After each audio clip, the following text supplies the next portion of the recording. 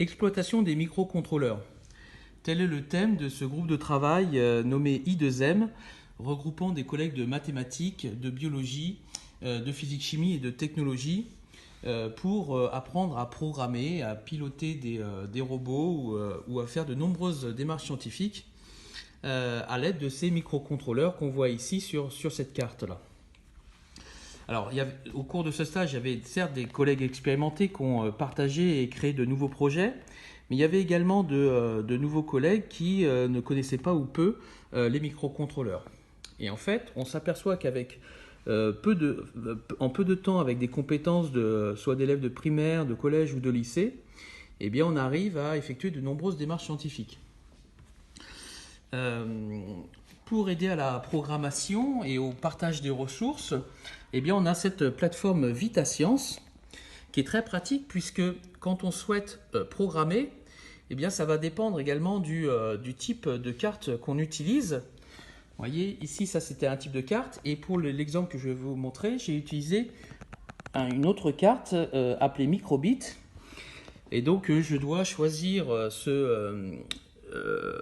voilà, je dois choisir le programme correspondant sur cette plateforme et la plateforme elle est gratuite et elle respecte la RGPD et du coup elle est accessible également sur tout type de support, tablette, ordinateur ou téléphone portable, on n'a besoin de rien installer. Donc je vais vous montrer un exemple sur VitaScience où j'ai vraiment une mesure assez simple où dans une boucle on répète indéfiniment, si le bouton A est appuyé, eh bien, je voudrais que afficher la mesure sur mon écran qui sera sur la ligne 1 et je dois nettoyer l'écran. Si je voulais faire d'autres commandes, ici, par exemple dans affichage, je peux lui faire afficher un texte en plus. Je peux lui ajouter d'autres capteurs, luminosité, boussole, humidité, etc. Et j'ai toutes les autres commandes, si je veux des boucles en plus, etc. Et si je me suis trompé, je peux toujours revenir en arrière et effectuer, etc.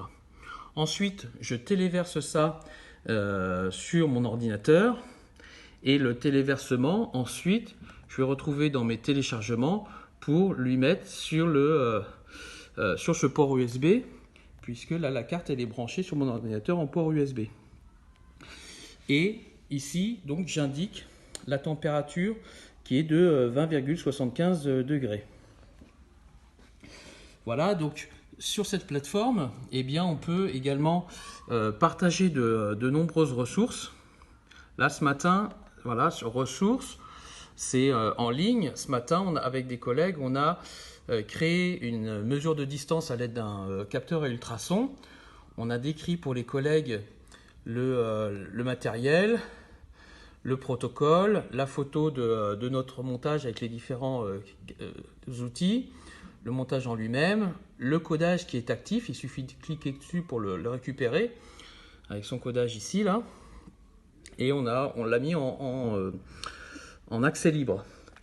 Donc voilà, il n'y a plus qu'à. On peut imaginer de nombreuses démarches scientifiques. Maintenant, il suffit de collaborer et de partager.